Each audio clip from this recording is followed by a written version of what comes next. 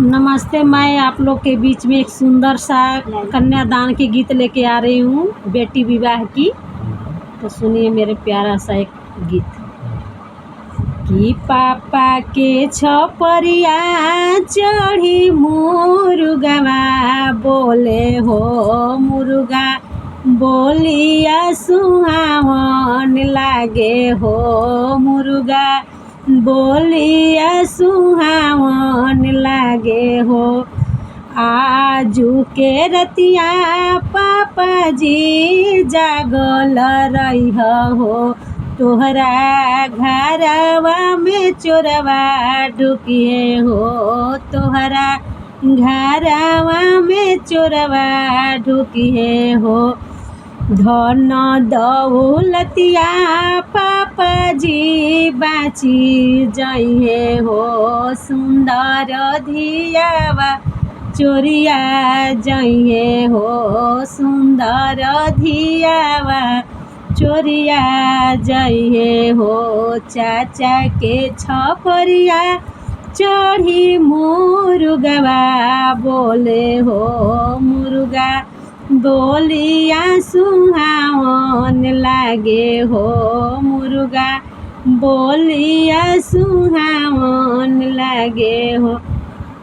आजू के रतिया चाचा जी जागल रही हो, तोहरा घरवा में चोरवा ढुकिए हो, तोहरा घरवा में चोरवा ढुकिए हो।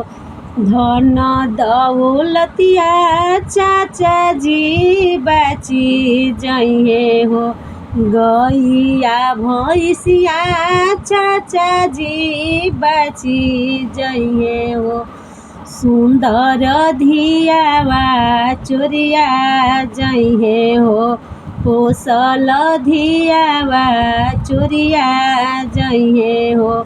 भैया के छपरिया चढ़ी मुर्गवा, बोले हो मुर्गा बोलिया सुहावन लागे हो, मुर्गा बोलिया सुहावन लागे हो।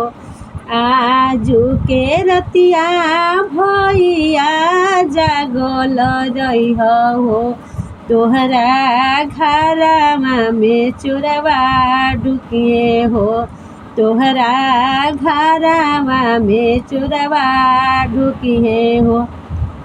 सोनावा का चनिया भैया राउर बाची जइहे हो, पोसल बहिनी चोरिया जइहे हो, सुंदर बहिनी चोरिया जइहे हो।